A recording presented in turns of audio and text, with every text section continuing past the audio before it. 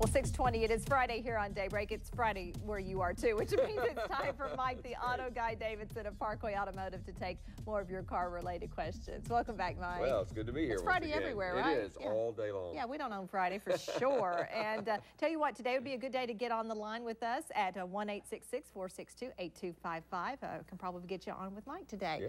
A lot of rain on your way in? There was quite a bit of rain. So it didn't wake me up last night, though. I kind of slept right through it. So. You didn't get much of the thunder and lightning. No, That's good. That's good. All right. Well, Donna is on the line from Sherwood. She made it up first. Hi, Donna.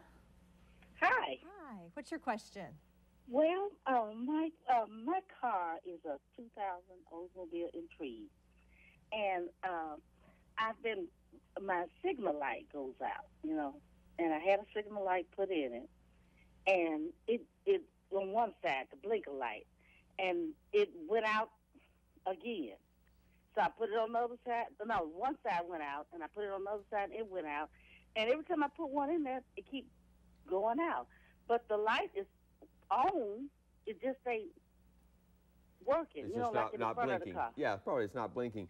There's a flasher that actually controls that. It sends a signal to the flasher, and then the flasher turns the electricity on and off to the bulb, and that's what actually makes it flash. So there's a problem just with the flasher, most likely, not a major thing. Not a major thing for her to have to fix. Yeah, that's right. When do you think it's a fuse problem? Because sometimes you have to go there. Well, you know, right? a lot of people think that fuses, if something happens, just maybe the fuse blew.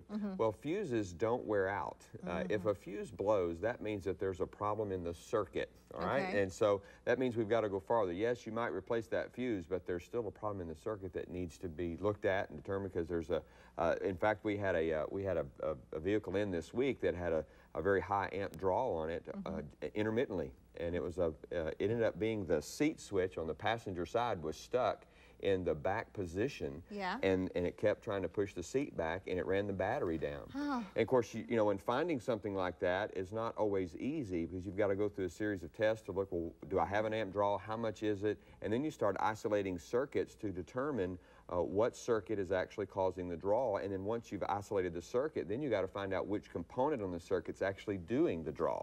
So anyway, it ended up being inside the vehicle that was causing the draw, and it was just a switch that was stuck in the back position. And who would ever think it's the passenger side seat that's causing all that? So it's crazy. Diagnostics. That's right. What it's all about. That's what he does. Yeah, okay, Sue is up next from Monticello. Hi, Sue.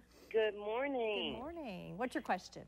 My question is to Mike. I have a 94 Chrysler LeBaron, and while idling, the temperature gauge is fine with the normal limits. Now, when it's idling, it shows that it's heating up, but when I start driving, then it goes back down to the normal limits. Yeah. What could that be? Well, it's simply airflow. That's what's going on, because think about it. When you start moving, you start getting airflow across the radiator. So there's going to be a problem with the air that's coming across your cooling system. So I'd be looking at a cooling fan. Even try this. Look to see, depending on where you live. I didn't catch where she lived. Monticello. Okay, okay, all right. A lot of bugs can fly around down there in Monticello. Big ones too, right? And size of pigeons. They can actually get in front of the radiator and condenser area that actually restricts the flow of air.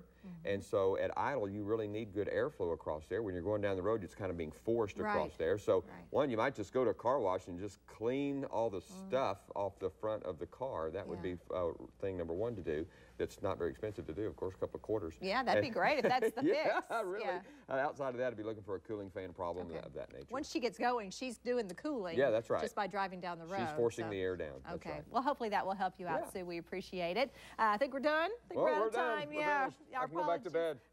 No, you got to go to Parkway Automotive. I do, don't I? Because you're going to have them lined up there wanting the bugs cleaned off. Yeah, that's right. All right, Kirk Road, 821-6111. And, of course, you can go to KATV.com, and we will link you to Mike Davidson's beautiful website as well. Yeah, and I've got some great things happening. You know, I get a lot of emails. I know, all right? Yeah. Well, we are putting together a blog where those emails are going to be put on the blog. So, and then we're going to put a search engine on there where people can go by year, make, and model.